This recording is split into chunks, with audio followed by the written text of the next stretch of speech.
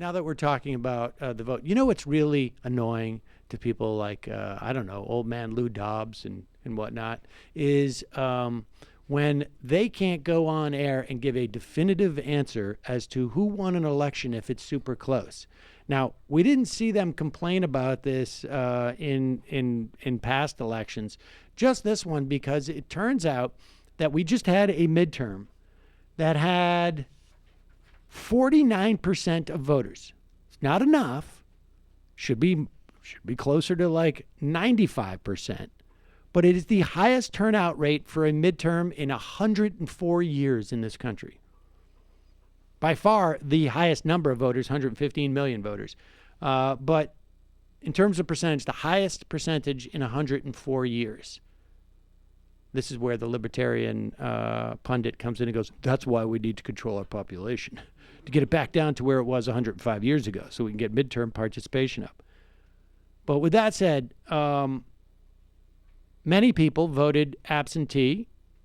Many people voted early because, of course, of Republican shenanigans. They wanted to make sure they were eligible to vote, and people were excited to vote. That's a problem. What? I'll explain. Listen to Lou Dobbs. This is a bit of a departure, but not too much. The idea of early voting, that has overtaken much of the country, extends election day across weeks and weeks, and we're left.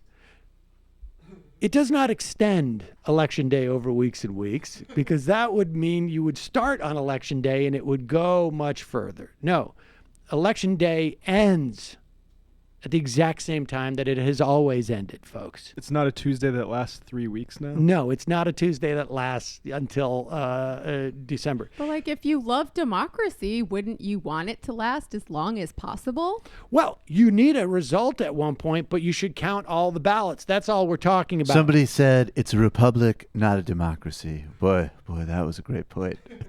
And we're left with this situation where election day is no longer election day. No. And it sounds like, and looks like, and feels like a recipe for immense fraud on the part of the... Well, it's coming. I mean, I think there's a lot of fraud that goes on already, and I think more and more are coming as time goes on. They're coming so in the what's caravan. the rationale for this? This makes no sense. Either have a vote or don't have a vote. Well, why not have voter ID, for crying out loud? Wait, what? Wait a second. Voter ID now is going to affect absentee balloting? It's going to slow it down, actually. Since when was don't have a vote on the table? This is like, you know, you're about 4 or 5 days out from Thanksgiving. You just have like a real smattering of leftovers. You're just going to throw it all into a pot and cook it. Let's answer the question. I'm all for that. I also think, to a certain extent, in these national elections, the federal government has a role, not to take over the day-to-day. What? Just in the sense of the law enforcement side of it and what have you. Pause it. Wait a second. The federal government has a role in elections just on the law enforcement side?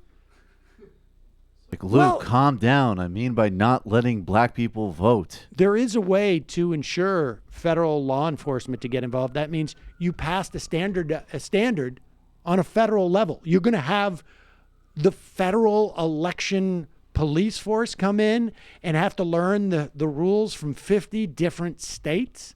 Is that the idea? And the Civil Rights Act has always had people in there making sure that people's rights aren't being violated. But there's a lot of other people who don't fall on the civil rights. That's a great point. Yeah, that's a great point. We need a white can vote act. Well, you know what? Let's reach across the aisle and have federal standards for the vote so that we don't see any of this mishmash. That being said, I'd like to take us on a little trip down memory lane, which Sam, I'm assuming you probably know about this. I don't remember how I found this out, but this is from a New York Times report, June 15th, 1994. Ed Rollins, who we just saw in that clip, who also looked pretty crusty and sad at that point as well, offers an apology to black ministers in person. Like a sinner to the altar, Ed Rollins returned New Jersey to taste, seeking forgiveness from black ministers he once boasted that he bought. The Republican campaign consultant stood before the Black Ministers Council church basement here and apologized for claiming last November that he helped Governor Christine Todd Whitman win election by suppressing black voter turnout. MFer, I want more iced tea. At the Does this have to do time, with Ross Perot or something? no, this was Can't remember. 94. This is just the governor's race. At the time, Mr. Rollins told reporters that Whitman hand out campaign cash. had paid black ministers not to encourage their congregants to vote for Governor Jim Florio. He quickly recanted, and a federal inquiry found no evidence of such payments. My behavior was inexcusable, and I do come here with a deep sense of remorse, he said, his voice steady, his hands slightly trembling. I regret what I said. It wasn't true. How did it go today? Well, I did the whole hand trembling thing. That worked.